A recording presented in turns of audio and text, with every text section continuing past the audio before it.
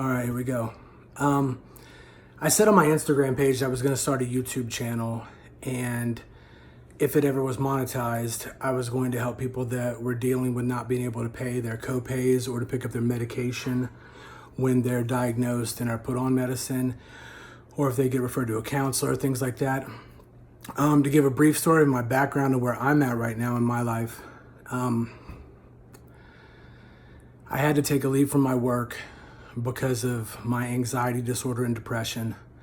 I was off roughly 90 days, and then my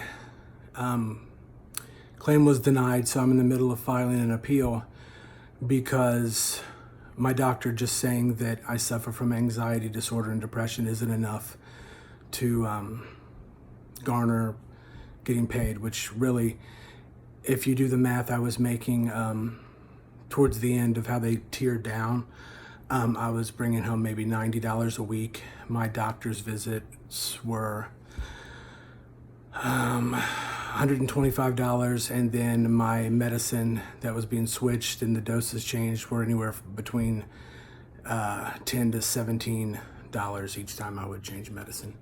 So, I mean, I really was kind of in the red with that.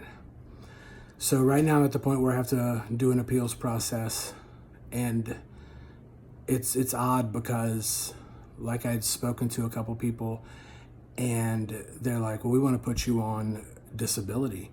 Well, I don't want to be on disability. I want to work, but I need my job protected. And this company, that the third party company that they're going through, I'm not going to name names or anything, but they, instead of taking, like I said, a doctor's word for it, they have to see a panic attack or see depression. A brief backstory of me and how anyone who knows me would know. I had my first panic attack in 1993, and it crippled me. I thought I was going crazy. Then an awesome doctor, I didn't have insurance, he saw me for $20 a visit and gave me samples. I was on fluoxetine from 93 until like roughly 90 days ago. For the better part of all that, they had tried other medicine, but it didn't really work. Even on fluoxetine, my life was basically in a small bubble. I could only go by myself maybe within a mile radius of my house. After that, I would have to have someone with me, and then I would still have panic and have to, say many times, I'm probably going to have to turn around. We're going to have to turn around. And in the beginning, a lot of times I did have to turn around. But since I've been married with my wife, a lot of times I can push through it. But that in itself doesn't translate into being able to do my job right now, which is to sit at a desk for 8 hours a day and process at a high level when I'm having 3 to 4 or 5 panic attacks and I have to get up and pace or debate whether or not I'm going to leave work. Even just to be normal back in the early 90s, there were times when I would go to the movies and my dad would actually sit out in the car. And mind you, I was, early 20s. And here I am with my friends going to see a movie, and my dad would be sitting out in the car. Now, on the bizarre end of the spectrum, I fought MMA. I was able to do that. I would have to have someone with me. My dad, my uncle, my cousin, who's more like a brother to me. They would ride up, they would be there with me. I would also have to take, my normal medicine, which would be the fluoxetine and the benzodiazepines, Xanax, clonazepam, etc. Sorry. So a lot of fights I would be in. In fact, the only one that I lost, I didn't fight a lot, and this isn't about that. I had actually taken too many because my nerves kind of got the best of me. So my wife and I, who at this point, she is my rock in all this. She's the only one that can calm me. So when the company asks you, the doctor says, hey, He had good eye contact. He didn't seem to be panicking or this or that. They asked the doctor that, and he is like, well, no. Well, that's because my wife's in the waiting room. If I had to drive to this doctor, which is maybe 25 minutes from my house, I wouldn't be able to do it, period. And I know I already said every job I ever had has been within a radius of maybe about a mile from my house. So that's it. No family vacations. Maybe an hour from my house. I think the furthest I've been, other than going to Michigan from here in Ohio, which my mom rode with us, the furthest I've been was just south of Cleveland, and that was mixed with probably about 50 times of saying we're going to have to turn around, and then getting to our destination and thinking I'm going to have to leave, my wife worrying about, is he going to have to leave? And then I always have in my mind that they're going to have to, take me to the hospital, sedate me. I mean, it hasn't been a good existence thus far from 93 to now, outside of this bubble. So what happened is I am working full time, and I start to feel the anxiety getting worse, coming back. And I go ahead and I talk to my manager and I say, look, I'm going to get to a point where I'm not going to be able to produce, where I'm not going to be able to be here, where I'm not going to be at my desk as much because I'm going to have to get up and pace or leave. So I want to be proactive. I need to go on leave. So I did that, and like I said, after 90 days, they're like, we can't see your panic, we can't see your depression. So we need to have some examples of what that will look like in order for us to approve any further time. And mind you, when I started the 90-day leave, I went to my doctor and I said, let's strip it completely down and fix this, and not just put a bandage on it. So it was, let's wean you off of fluoxetine completely. First time that hasn't been in my system since 93, at least a trace of it. Then they started trying me on medication.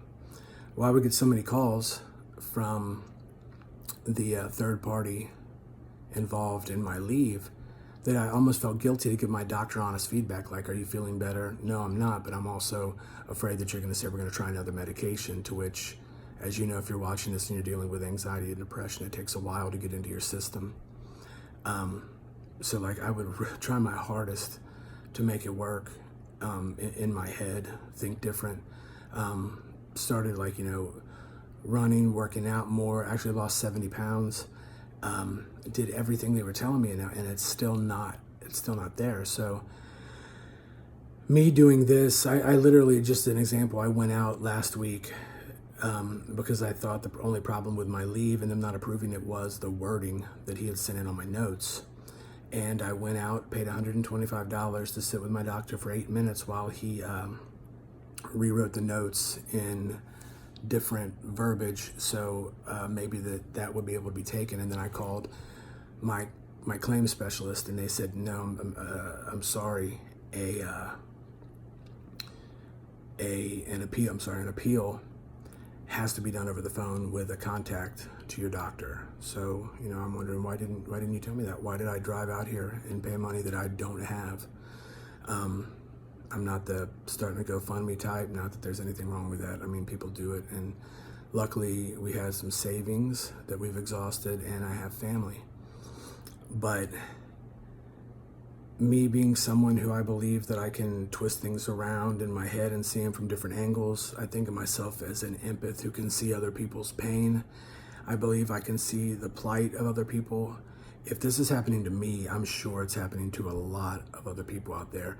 And I thought, well, there's got to be people out there who can't pay, who can't pay for their office visit, who can't pay for their medication, who, maybe they don't even have transportation to get there.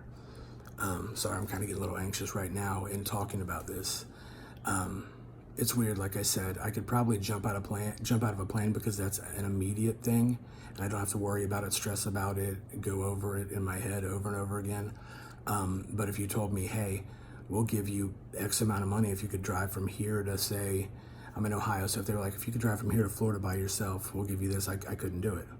Or anybody else would be like, I'm not getting in the ring and fighting somebody, but I can drive to Florida.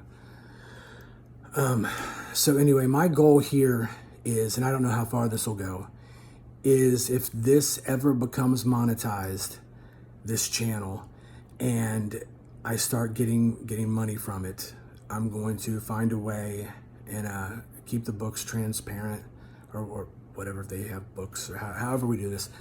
And people can write in, message me what they need. And I mean, obviously I'll have to look through that to make sure everything is legit, but I want people to get help. I want people to have an advocate.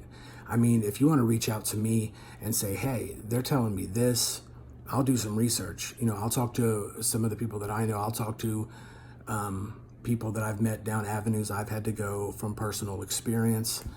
And I'll do anything I can for you. I mean, this isn't a thing like, hey, you're going to send me money or you're going to pay me back. No, if I have a video, and what the videos will consist of is me either interviewing people who have dealt with this, me doing a boxing video showing how I deal with stress and how I kind of work out or things like that, or just a video of me talking. Like I said, if that gets monetized and that gets views, and when I actually start getting money from that, if you're watching this and you need help with the things that I've kind of laid out there, reach out to me, because I will be in contact with you and we will be able to work something out. Because the bottom line is, nobody should have to live like this. Nobody should have to be alive in today's day and age and not be able to get the help that they need. Now, I'm taking this on from a mental health perspective. Someone who has dealt with this since, like I said, 93. I just turned 19. So I've dealt with this for the better part of my adult life. And I know you might be thinking, well, people have cancer, people have this and that. There are so many other causes that need help. But the only thing that I can speak to and that I feel comfortable doing from my standpoint and from actual firsthand knowledge and from knowing how you feel and knowing that if I come on here and talk to you just like I am right now and say, hey, I had a bad day, I felt like this. Well, if you comment, I felt like this, I'm probably going to know how you felt, or I'm going to be able to give you some advice on how to get through it, or I'm genuinely going to understand where you're coming from. I have lived this hell. I would never want anyone to ever have a panic attack if I could keep them from it. It's the worst thing, the most irrational thing. And if you found this video and you're watching it, then you probably already know. Probably already know too well. But I would appreciate anybody who shares this, likes this, subscribes. I don't even know how I'm going to put this up there. Hashtag get people to see it. I'm not going to do clickbait or anything like that. But good Lord willing, I will have some good interviews with some good people on here that you'll be interested in seeing and hearing how they got through depression and anxiety disorder. And I won't just stop there. People who have dealt with other mental health issues. So I'm going to end it right here. And I'm going to get this posted today. And anyone who's dealing with this, I mean, anyone in the world, honestly, I'm sending positive vibes the best I can out to you. It doesn't matter. I mean, I love all of you. I love color, creeds, sexuality, religious beliefs, political beliefs. That doesn't play into anything. I love everybody. We're all one. So I just want to put that out there too.